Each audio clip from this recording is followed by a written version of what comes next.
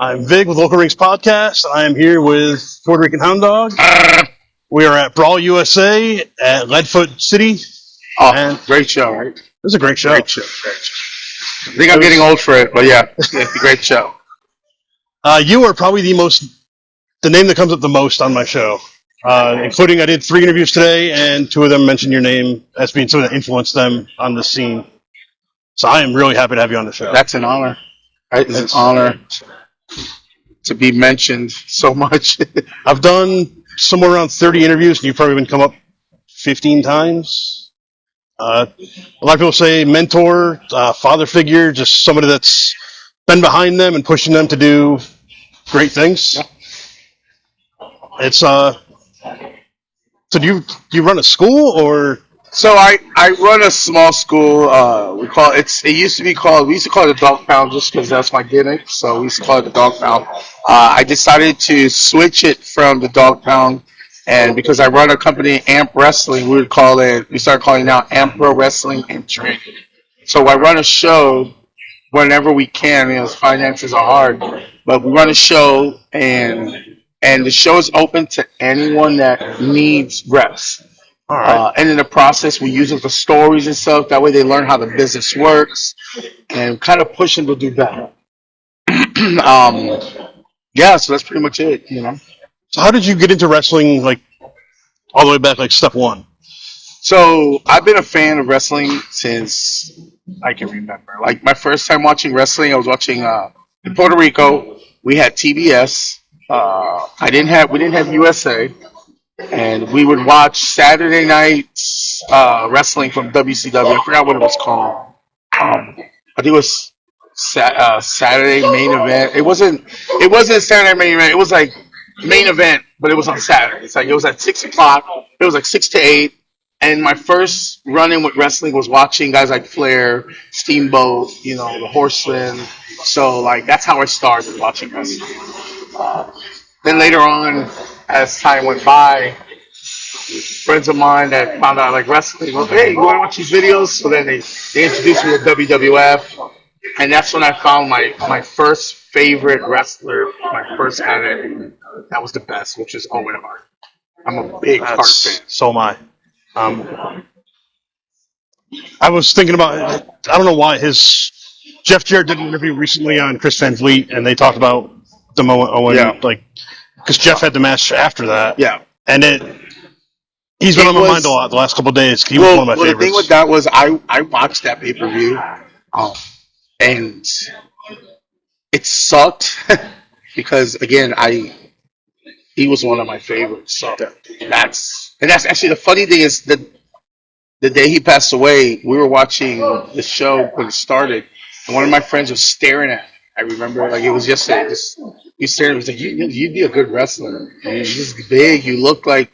He's like, "You look like the Samoan family and stuff." And I'm like, "I don't think I'd be a good wrestler." He's like, "No, man, you just look big. I think it'd work." And I was like, whatever.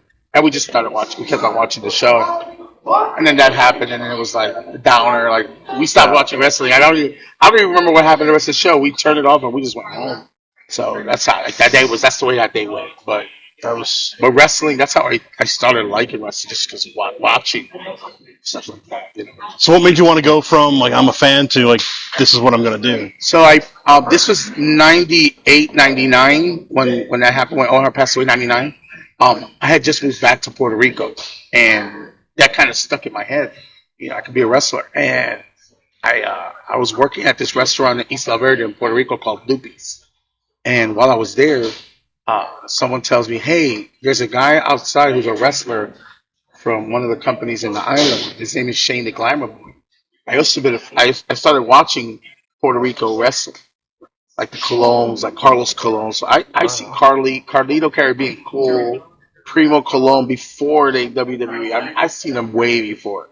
But I saw this guy Shane Sewell. His name is Shane Sewell.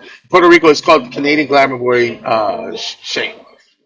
And I went to him and asked him, "Hey, I'm thinking about being a wrestler. Where do I go?" And he gave me the information, and I went. But I learned a certain way. I don't like stuff to be slow. It's just annoying. So it was like tiring, and I decided, no, it's not for me. This guy is just boring. Bye, guys. Love you. Um, so everyone wants to say hi to the dog, but see, runs right in front of the camera. No respect. Well, No I wanted my respect. good side. Mwah. Which is none. You don't have a good side. See, look, another one. See, look, see. This Dog is is my very father. loved and respected. This is my father. I was telling him that. Where are the shots at? Get out of here. Where's Kiki? Unit, go. Kiki? Unit. Kiki, you Kiki. See what I gotta do with? Thank you. The Ball USA champions, guys, tag champions, and Amp Duos champions. Thanks for the reminder. I don't even know. Later, Baba. See, look, this is the stuff I deal with all the time. Everyone has to say bye to me, and everyone has to say hi to me. It's a curse. I love you though. Hey, you're number one too, baby. You're number one. I just want you to know you're number one.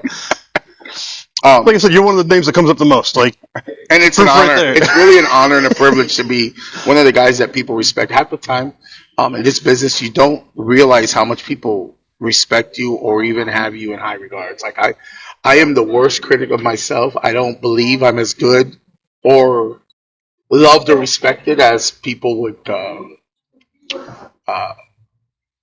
say. Talk about me. Like that's I'm just like that. So anyway. I think that happens to all of us at some point. Like, if you're invested in something, you might not think how much people love or respect you. I've been trying to figure out who you are because your name comes up so much. Like, I got to meet this guy.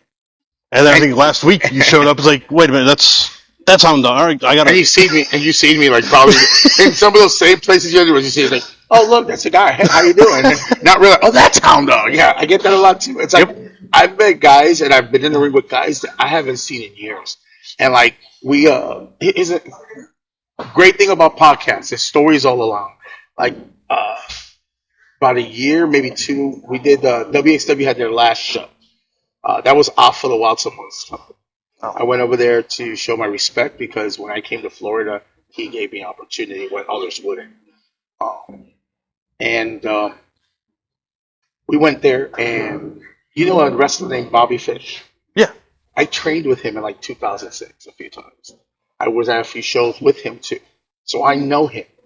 We're not friends, but it's someone I know, and I haven't seen this guy since 2006. This is literally 19 years later. We go to WXW. I'm with Damien Gemini, who's my son, even though he's crap. Anyway, and he goes, "You think he'll remember you?" I was like, "Well, I don't know. He might not. I don't know if he remember my name. He might remember my face, man." And sure enough, as soon as he walks in, he looks at me.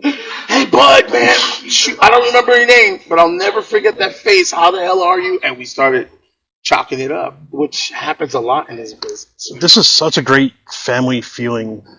Like, I've gotten to go in the locker rooms quite a bit lately, like meeting people, and as soon as I walk out there, it's like, as long as you're shaking hands and you're being polite, everyone is just like, "Hey, man, nice to meet you." The problem with this business is a lot of people you got a lot of people that want to see others succeed, and then you got a whole bunch of others that want to see you fail. And like me personally, when I started this, the guys, my students will tell you, I've told them stories about guys when I started that hated me or didn't like me for no reason. Nothing I did. It was just they wanted me to fail. And then I met guys like, and God rest his soul, Chris Candido, and he said he took one day, and I said, "Yo, I need you to explain this to me. I don't understand." And he said, "Yo, I got you. You got some rum and coke?" I was like, "Yeah, I got rum and coke." We sat down, ate food, drank some rum and coke, and he started explaining how the business works. I've met guys like this guy from Canada called Andy Anderson who explained stuff to me. Marcus Falk, that wrestled in Tennessee and was in WWC in Puerto Rico, explained stuff to me. A friend of mine is my brother. Name is he's wrestling. Name was New York Kid Squad in Puerto Rico. Over here, his name is Sugar. OJ. He also showed me a lot of stuff. So in this business, you got a lot of people that hate you, but the ones that love you, bro, make sure that you take all that information because they want to see you succeed. They don't want to see you fail. And that's the problem. A lot of guys are willing to just want to knock people down. Me personally, what do I get with knocking you down? I get more out of seeing you succeed. Like right now, you're doing your podcast. I don't want you to fail. I want you to succeed. I want you to be able to people go say, "I want to go to that guy because he's good and He's homey, like he brings me in. That's the same thing with wrestling. That's why when I run shows, I want the fans to be a part of it. I want everyone to be a part. I want everyone to know that yo, we family. You know what I'm saying? Yeah, It's a we're not special by feeling. blood. Like, Yeah, and tonight's show, it's 4th of July right now. We had UK versus US in the main event, and at the end of it, he pulls everyone out of the locker room, says a pledge of allegiance with everybody. It's a beautiful freaking moment. Like, how it can you not is. love pro wrestling and See, stuff the like thing that? is that and the thing that sucks is you got so many people that are not wanting the pledge of allegiance. To be honest with you, America's about unity and love and freedom, bro. The problem is that we have a lot of people still not understanding the simple fact of what America's about: freedom, bro. Yeah. We got freedom. You know how many people died for that? My son right now is a Marine. He's willing to die for me and for you and for all these guys. And so many people don't appreciate that little fact. Yeah. My family, I have family. I have a whole bunch of family members right now that are in the Navy, Marines, Air Force. Bro, It's a big sacrifice. plus my grandfather was in the war in Korea. Like he fought in Korea. I have others that were in Vietnam. I have a lot of family members that were enlisted or forced to enlist. So for me to have that choice if I wanted to enlist, bro, that's part of it. That's what makes America America. Yeah. Having the freedom to make a choice. You know what I'm saying? And that's just great, man. I got Joey Osborne, hands down to you, man. Hands down. If I had a hat, I'd tip it right now because, bro, like bringing everyone to say that, to do the Pledge of Allegiance is beautiful. It's beautiful. Sports right now are healing the world. I'm we were just saying that not earlier. a soccer fan, but like, man, I love. Well, like right now, like I'm a New York fan. I'm a New York fan when it comes to New York teams. Every team in New York. I'm so happy because I've been wanting the New York Knicks to win a championship, and they've been waiting for 53 years. I'm 46. I've been waiting for at least 30. You know what I'm saying? Because I was there in '94 watching the game. So that's like 32 years, and to finally see them win it.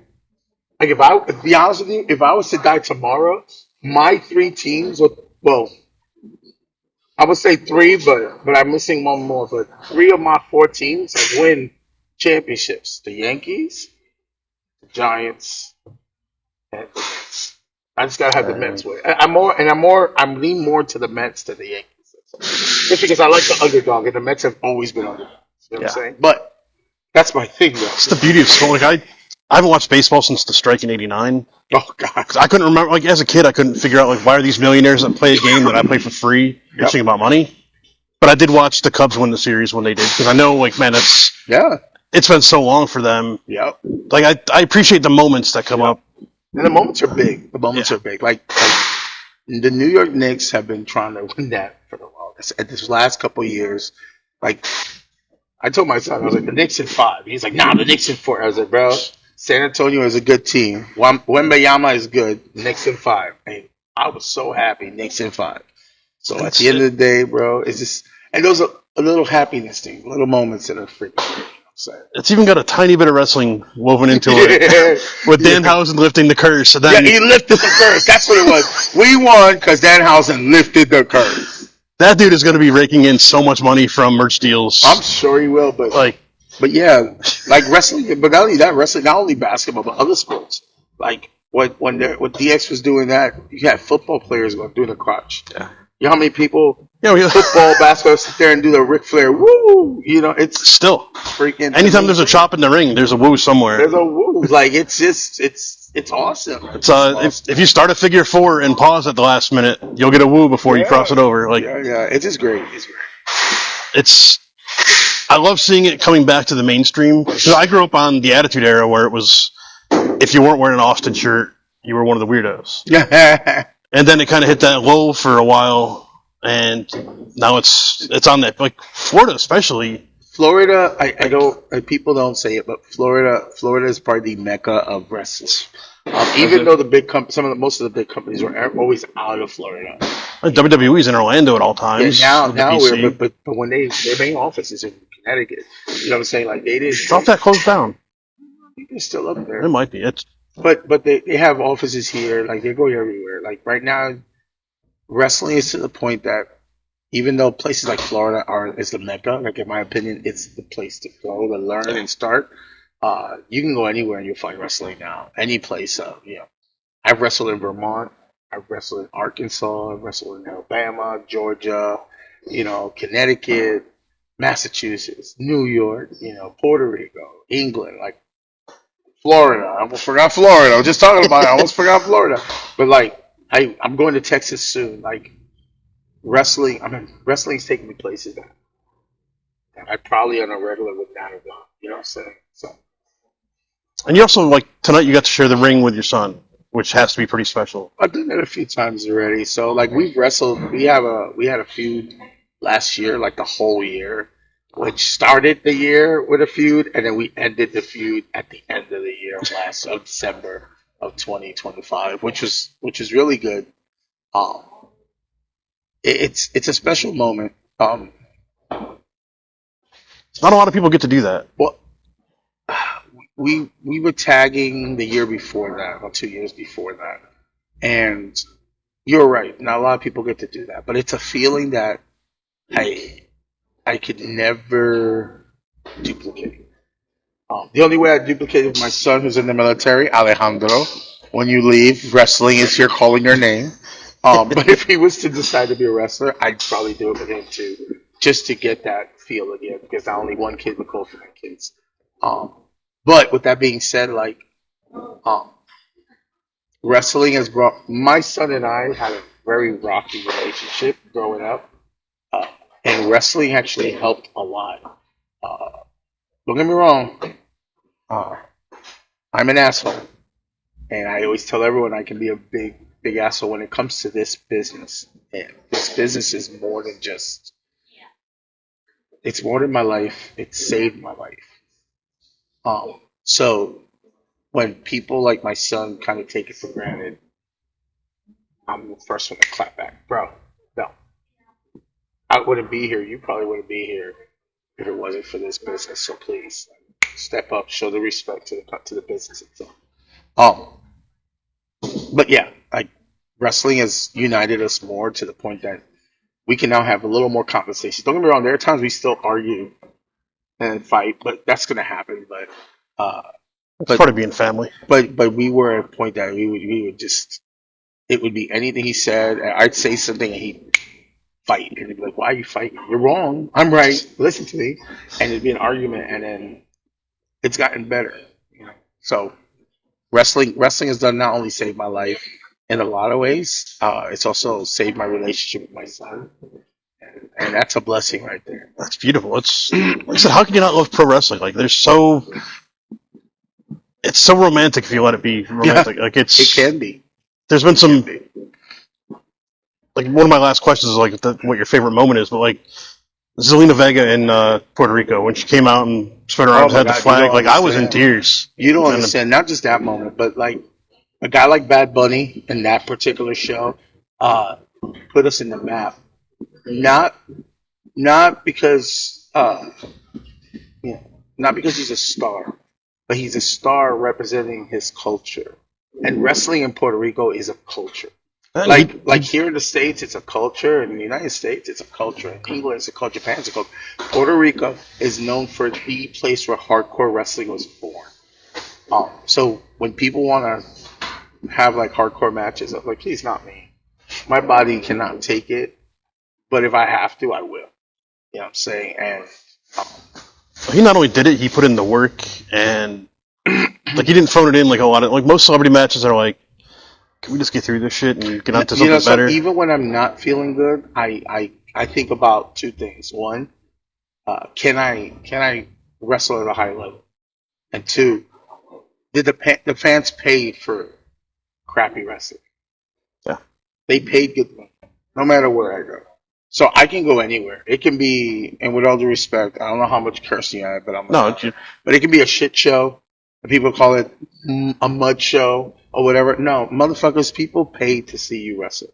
So shit show or not, I'm gonna give you 110%. Shit show or not, I'm gonna try to put a clinic. Shit show or not, I'm gonna show out. And probably 9 times out of 10, prove to them why I'm one of the most underrated but best big men in the business. you move quick. Like, you and I'm blanking on your partner's name, but Taino. is it THC? Well, That's the group name? that's the group name. They put that in. So THC is old. And what happened was we had a few guys in it, and I was kind of like the out guy. I was there, but I wasn't. So when we were talking about it to come back, he was like, "Bring back THC." And I was like, "Bring it back." THC is a great name, and everyone was like, "What does that mean?" This? No, it means the Hispanic connection, because we had a Cuban guy in the group. You had 3 Puerto Ricans and a Cuban guy. Well, you can't be the Puerto Rican connection. It has to be the Hispanic connection. It's different. That makes sense. It's a good name. But yeah, you guys both move very quickly. Yeah.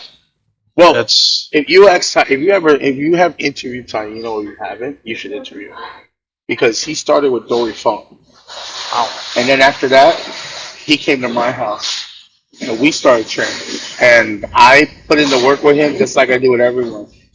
He could tell you, we sat down one day for like an hour, had a conversation, and then when he left, about 10 minutes after he left, he texted me. He goes, I have learned more in an hour talking to you than I have in almost 9 months wrestling with this guy.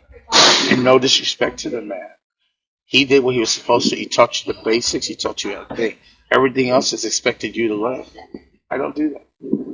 that's been like I've talked to a handful of people that are fairly new to The business. post school, but booking their own matches. And like one of the guys I talked to today, actually, he spent 2 months in school, and then they quit him to do his first matches. It's like you got somebody else's life in your hands in the ring. Like that seems real fast. My son trained for 2 years before he had his first match. My 2 years. driver's ed was 6 months. My son trained for 2 years. And I just recently told him this. He was ready in 6 months to have his first match. My choice was to make him win. But as long as you put in the work, Waldo's one of my guys, one of my students. And if you ask him, he took about a year and a half to 2 years to wrestle. I have another guy that wrestles sporadically. His name is Aaron, but we call him AA Ron. It's a little joke, but I usually give guys crazy names, and I was like, make it work. And he's made it work. So he likes the AA Ron. His first name is A, last name Aaron. So that's his name. And he was almost 2 years before he had his first match. So I'm very firm about timetables, because once you have that timetable, all the basics are sitting there, and then we work on everything else. We work on talking with psychologists and all that stuff, and then try to get you working. But it only comes down to this. I can teach you the world, but you got to want to learn it and shut up long enough to listen. That's the hard part a lot of times. I got guys that I've taught stuff the right way, and then they do what they want to do. And then when the people go, well, your guy, well, no, I taught him the right way. He didn't want to keep doing the right way. That's on him. You know what I'm saying? I can't force. I can take the horse to the water. Can't force him to drink. And it seems like one of those things that's real easy to cut corners, and it's like wrestling is the ultimate game of inches. Like they always say football is, but if you over rotate or under rotate on a move, you might not walk out of the ring. Listen, right now I'm wrestling injured. I dislocated my shoulder about 3 weeks ago, and then I re-injured it last Friday. Oh, last Thursday. Out of work. I was at work. I got out. I slipped. I went down. I hit my elbow on the side of my truck. I had to go back to the hospital. Not this Thursday, Thursday, Friday. And then I wrestled again Saturday. So I'm all about doing the work. I'm all about putting my body on the line as long as I trust the guy in the ring. That's all it is. It's a lot of trust. Yep. Like I said, That's why I tell my guys all the time, it's like, do you want me to wrestle you? And they go, yeah, I want to wrestle you. Then I don't trust you. How can I wrestle you? And they'll look at me like, what do you mean you don't trust me? I'm putting my life in your hands. Yeah. You dropped me wrong, and now I'm in a wheelchair. You miss a move, and you hit me in my trachea, my throat, and stuff to the point that I can't breathe, and then I die. Like, it's important. These are things that important people need to realize. And it happens on all, last year Zoe Stark blew out her knee because her partner wasn't in the right spot for a dropkick. Yep. And it's And I mean, it wasn't like that was just a freak accident. It wasn't malicious. It wasn't on purpose. malicious. It It just was, shit happens. yeah. And that's the thing is one thing is if I did it purpose. I've had guys literally try to take me out because they're scared I'm taking their spot. And I was taught how to protect myself. So at the end of the day, I'm gonna protect myself. And if I have to have a real fight, because to me, this is real. What we do here, I don't care what it is real. Yeah. Like, I don't know if you can tell, but if you look at my son's chest from today, I chopped the shit out of him. I Yes, you chopped did. the big Jesus out of that boy. So when you look at him, he all marked up. That's real. To me, it's real. I don't care what anyone says. Oh, it's not real. No, it's not. Kiss my ass. It's real. It's Because wood and steel. if I put my body on the line, and I'm running the ropes, and I'm sweating, and I hit the cornball, or I hit the mat, and you gave me a suplex, or you gave me a kick in the face. Sorry, it's real. It's real. No ifs, ands, or buts. It is real. Don't sit there and tell me it's fake. Don't come to me with that bullshit. Because I would rather lose fans than to you to think that what we do is fake. I will slap the shit out of you like David Schultz did. I'll put you to sleep like Hogan did. Because you're not going to disrespect me and what we do. I remember I was 5 years old when I found wrestling, and almost had it taken away from me because I got into an argument with my grandmother that wrestling was real, and she said, "No, it's fake." Like, 'cause I broke down in tears when the Rockers broke up. They were my boys from day The one. Rockers. I'm old. That's a good team too. When they broke up, like, I was in tears, and my grandma was like, "You can't watch this anymore. It's all fake." It's like, it's not fake.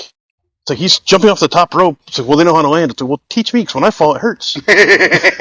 And she couldn't get around, like, 5-year-old logic. But yeah, But there's nothing fake about it. It's predetermined. Predetermined. I'll take when people. I tell all the time. I was like, I'll take you say predetermined. Don't sit here and tell me fair. I swear to God, I give them warnings too. I'll be like, listen, with all due respect, you can say predetermined. The moment you say fake, we're having a problem. I love the old interviews with like Vader and Roddy Piper when reporters come on there. Oh, it's all fake, and they rip off their shirts. Like, oh, see how this feels. Yeah.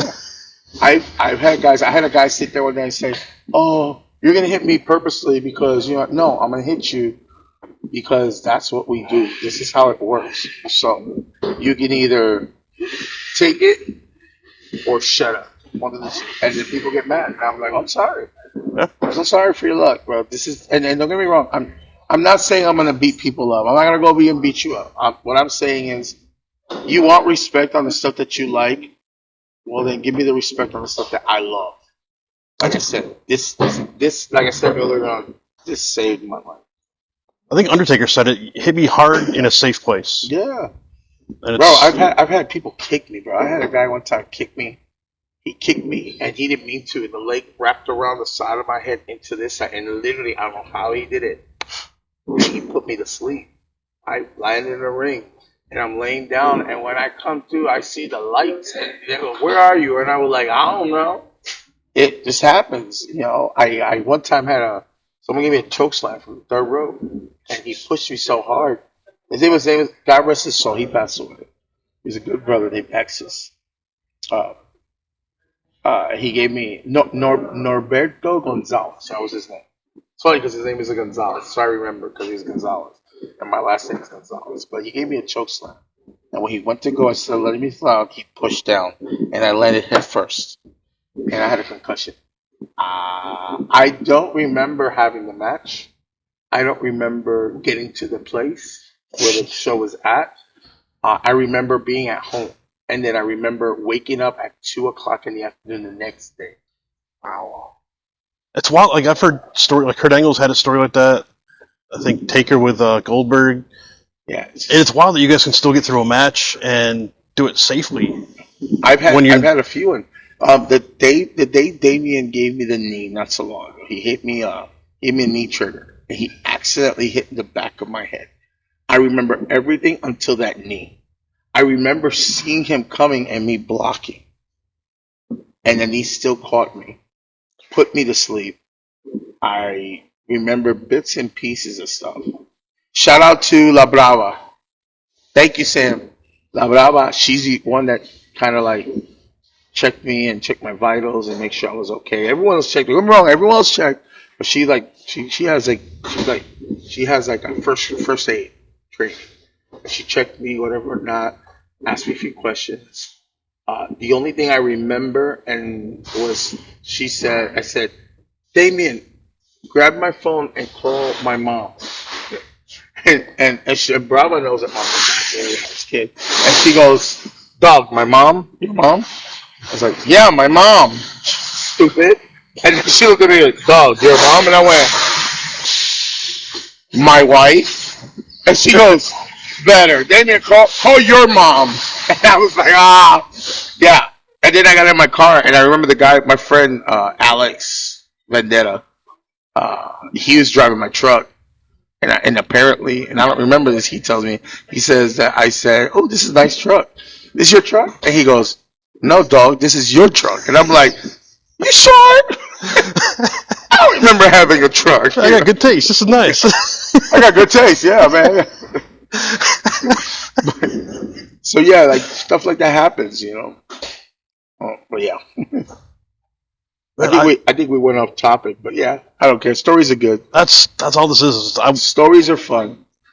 Like my hope for this podcast is somebody will see this, hear your story, and say, I want to go cheer this dude. Like I relate to this, or if it's a heel, fuck this guy. I'm gonna go move the shit out of him. You know the thing with wrestling is I'm the living proof of an underdog and never stops fighting. And with all the love that I get from 1,000 people, half the time, like I said before, half the time I feel like a lot of people don't give me the respect that I should receive. I don't even think I deserve the respect. I'm grateful for it. But opportunities, there are guys out there that, and there are guys out there that even though they can lace my boots, they really can't because I'm that good. I know I'm good. I show I'm good. No matter what.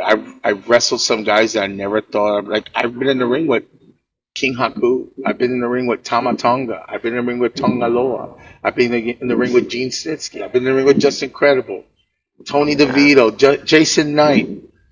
You know, I've been in the ring in Puerto Rico with guys like Savio Vega. I've been in the guys, you know, Ricky Banderas. I mean, more because like I've wrestled guys that are fucking meat.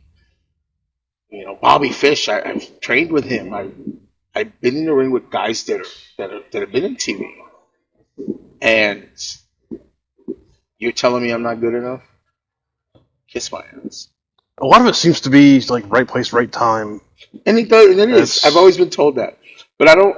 I also believe that if you can trust me here, and trust me there. Yeah. Give me opportunity, because I'm telling you right now, as God is my witness, put me in front of any company's door. I swear to you, on everything I love, I will knock that door down. You see, the NWA is doing something coming up. I saw it. I was gonna send something, and then I looked at the dates, and unfortunately, I'm booked. I have 2 shows back to back, and I won't be able to, which sucks. But I did send the thing, and I'm gonna send it anyway. And then I put in the bottom. I would love to be a part, but I can't remember.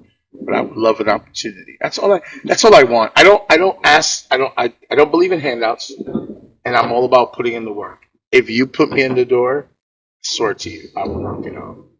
I've never been in a place that at the end of the day go, fuck, that guy sucked. Nope. And the people that say I suck, kiss my ass. With Florida being what it is, like you never know who you're in front of in the crowd. Like there could have been somebody today from TNA or AEW. Right now, I've had guys that have wrestled. I went and did a show in Georgia, and there's a guy, I forgot his name, but I know I've seen him on AEW, and he supposedly looks at talent. And he came, he's like, I've come to this show 100 times. Everywhere they go, I come because I'm looking for something new. And he's like, the only guy that caught my attention was you. And then my answer was, then hire me, motherfucker. I need a job. Don't tell me that the only one, if I'm the only one that caught your attention in a group of guys, that had been on TV, because I'm not going to mention names, but there were some guys there that had been on TV, and I caught the attention instead of the guys that had already been on TV. Then what are we talking here? Yeah. You know what I'm saying? I don't. Again, I don't want a handout. Never ask for one. I believe in hard work. Just give me the opportunity. I swear to God, you no people won't because I'm all about doing the job. I don't care about winning. I'll lose. Hey, listen, out of 100 times, I'll lose 99. But you're gonna sit there and go, I remember that guy. That guy was awesome. So a lot of the stories I've heard have been like, well, you're great, but we need somebody who's 6'1", blonde hair, and high flyer. And You want me? Hey, that's the problem though. You said what you said. 6'1", blonde hair, and high flyer. I'm 5'10". I can be a blonde, and I'm a hybrid. I'll do all the stuff that those young guys do. Damien can tell you. You see me do a moonsault, right? yeah. I do a moonsault. I'll do a suicide out. I can do a lot of stuff that I'm not supposed to. I choose not to. There's a difference. Oh, I'm hoping guys like Ivar are kind of changing that narrative because that dude, That guy. So I met him. I met him. he's a big The dude. first time I met him, not talking smack. I respect what you've done for the business because it makes guys like us people open their eyes a little more. I met him 2006, I think it was. And in 2006, I had a tryout. I did a seminar with Walter Killer Kowalski, and it was a great seminar. And as we were working, Ivar was there. He had a different name because in Chaotic his name was Handsome John. Check it out. You'll see it. If you ever talk to him or you ever get to meet him, ask him. He'll tell you. And the whole time he's mean mugging me. Now I don't know if it's I rubbed him the wrong way. Maybe I didn't say hello to him. I usually am very proud about my training because the same thing I teach my students I try to say hello to him. So maybe I didn't say hi. But when we did the match and stuff, Killer Kowalski loved me. Pulled me to the side. He's like, bro, you can move. I'm like, God, I love what I'm seeing. He's like, you only had one complaint, but even that one complaint was small. It wasn't a big deal. And he was like, you don't have to change it, but I would. If I was you, I'd do this or not this. Thank you very much. I appreciate it. Don't get me wrong. I put it in perspective now, and I put it in play now that I'm older. Uh, so then, fast forward the following year, I did this. I went to this company called Action Packed Wrestling in Vermont, and the card was stacked. I mean, you had Bobby Fish, you had Azrael, you had oh my God, Jay Lethal, Samoa Joe, John Handsome Johnny, because it was still have Johnny Brody Lee, Cheech, uh, oh my God, Pinky Sanchez. Like there was a lot of names. I think Trent Beretta was there, Chuck Taylor. I'll tell you, this show it was packed. And I came over and he go, okay, we want to put you in the pre-show to work this guy called Steve the Turtle Winer. And I went, yes, sir. And he goes, you got 6 minutes. Uh, this pre-show is always for him. He helps out. He does a lot, but the show's for him. Make him look good. No problem. Part of his gimmick is he calls out every move he's gonna hit before he hits it. Okay. So as he does that, whatever that I'm working, he hit me with a spine buster. He hit me with this. He hit me with that. Whatever. I did all the stuff I was supposed to do. He hit me with I forgot what the finish was. I think it was a Michinoku or something. 1, 2, 3. I get to the back and Handsome Johnny is literally at the curtain. As I walk in, he looked at me. He goes, "Right." And I went, "Oh shit." He goes, "That has been his best match ever. I've watched it every time. That's what we use to kind of gauge the person. That was great. You made him look like a star." And I was like, it was the first time he gave me a compliment because the last time he looked like me, I was the shittiest wrestler in the world. Here comes a year later, and I'm fucking doing this and putting him on, and this guy who is not great, it looks good. And that puts a smile on my face because I pride myself in the guy who can't work or is basic. I try to make sure he looks good. I can work anything. I pride myself in being able to work guys and making them look good. That's rare. Like, there's only a handful of people in. And I've been told several times, I've wrestled a lot of guys that are horrible in the ring. And when I get to the back, the first see the promoters, I was like, that guy looked always bad. You're the first one to make him look good. How the fuck? And I'm like, I don't know. They get comfortable and they like me. And once they get comfortable, they feel better and they relax. I relax them. I know what it is. And that's another thing. Like, you can't, if you walk in and you're always nervous, it's good thing for certain guys. For others, it's horrible. They can't work right. I pride myself in calming people down. And once they're calm, I usually get the best out of them all the time. So It's a rare skill to have. Like, there's only 3 or 4 in the WWE right now that are like Seth Rollins can work anybody. I feel that even though like Seth can work everyone, there's other guys. There's so many more guys that can do so much more. Um, like I honestly, I love Sami Zayn. I think he's one of the best. Uh, I love Sami Zayn. I think unfortunately, uh, I think Tama Tonga they missed a big thing having him being a single star. Having him, and don't get me wrong, Tala's pretty good, but having him be a tag all the time is not. They should let him be solo because he'll be so much better. JC Mateo is great too, and Yeah. Well, they just didn't know what to do with them exactly. That's all it was. But I think that they dropped the ball with having him tag with his brother. Yeah.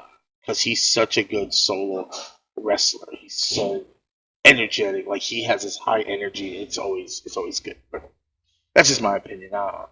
I'm not the office. So. That's I can fantasy book all day long. Like, Yep. it's not my company. Oh. Wish it was, but You wouldn't be sitting here with me. I don't have You- however many billions of dollars it would take to make that happen. I just want a couple thousand. Give me 5% of your millions, and I think I'd be good. 5%. Give me 2. You give me 2%. We'll make it work. We'll make it work. I don't know. I don't know.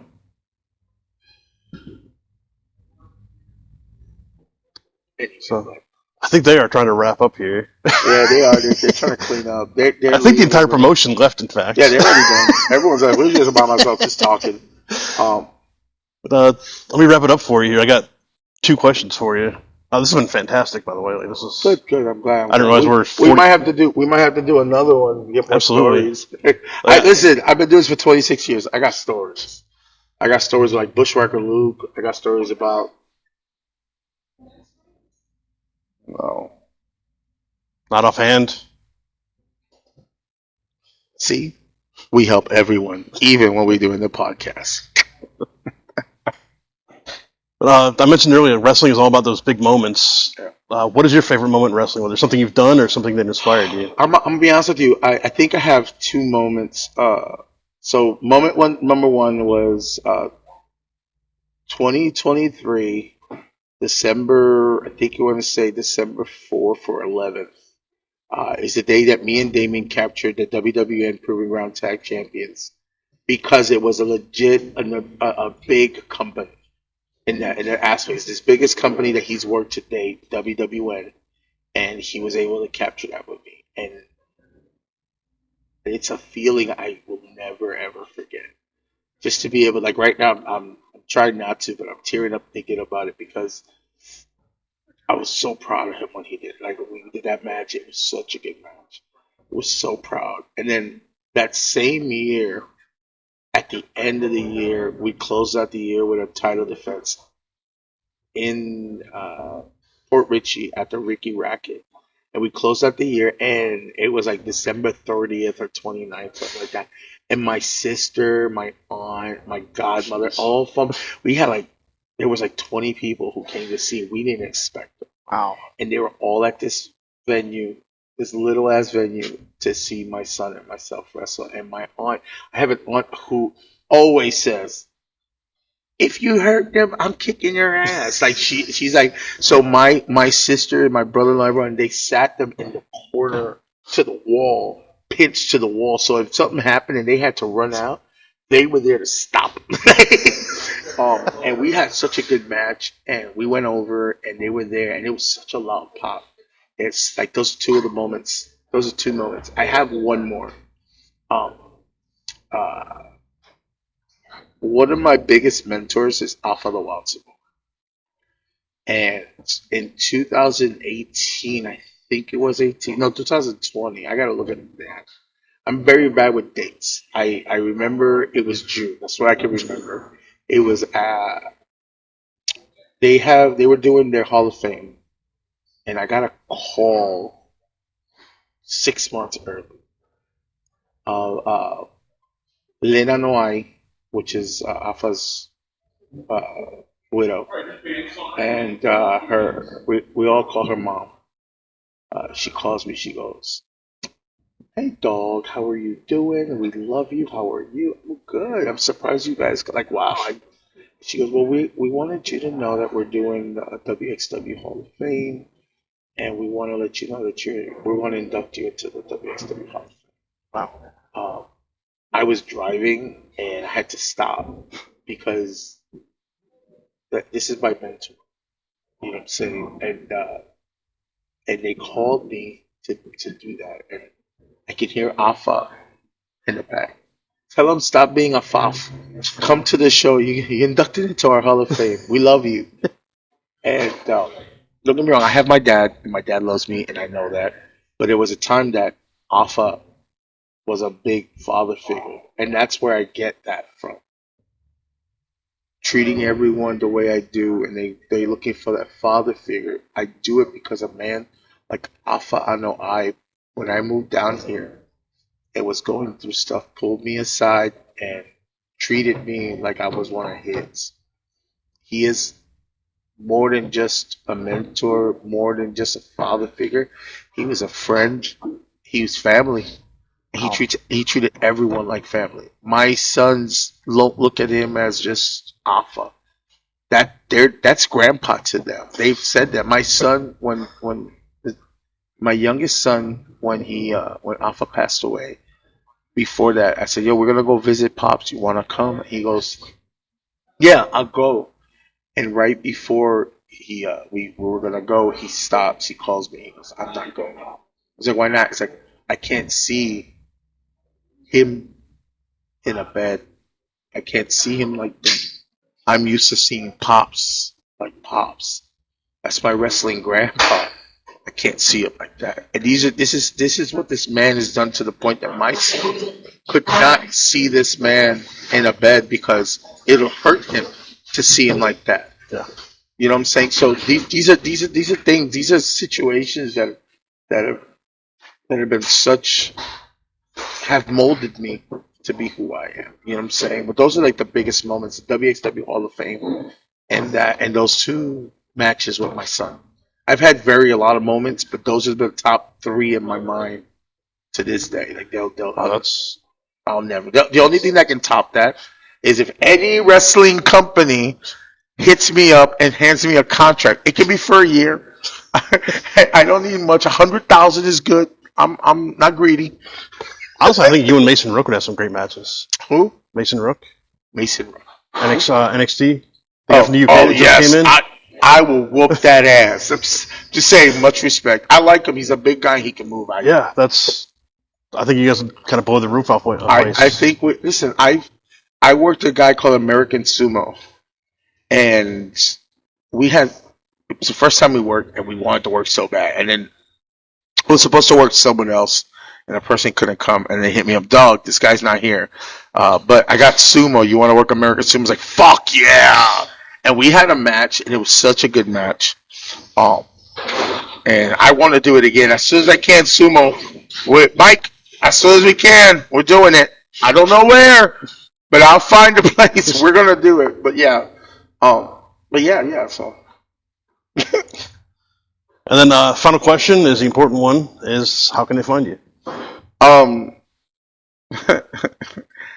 if you go on Facebook, I'm very bad with social media, guys. I'm gonna apologize. The only one that's good with that is this guy called Zach Romero.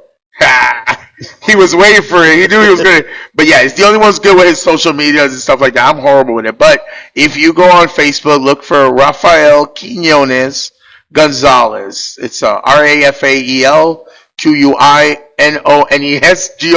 Gonzalez. That's my Facebook, and it actually connects to my Instagram. Or if you need to contact me on my business side, then you can always go into Amp Pro Wrestling and Training, and you can contact me there too. And I'm going to link both those on the YouTube video, so make it easy to find. Yeah. But man, this has been great. Like, thank you so much It's for coming a on the show. pleasure, sir. It's a pleasure. I just have fun. I love telling stories, and I think I'm long-winded. Sorry, guys. But yeah, this is cool. I don't get to do many of these, so when I do, it's fun. I'm down for part 2. Like, we'll Part figure it out. 2, yes, Like, baby. let's- We got to figure it out. You know, we'll do part 2 and make it interesting. We'll do it like a sit down, eat some lunch or something. We'll come to my house. I'll cook. I'll pull a wild Samoan on you. Off of the wild Samoan, favorite food was pork chops, fried pork chops. That or Puerto Rican pork. We might do the Puerto Rican pork. He looked like he likes some good pig. I love pig. Absolutely. All right. So, yeah, thank you so much, man. This was Thank you. This was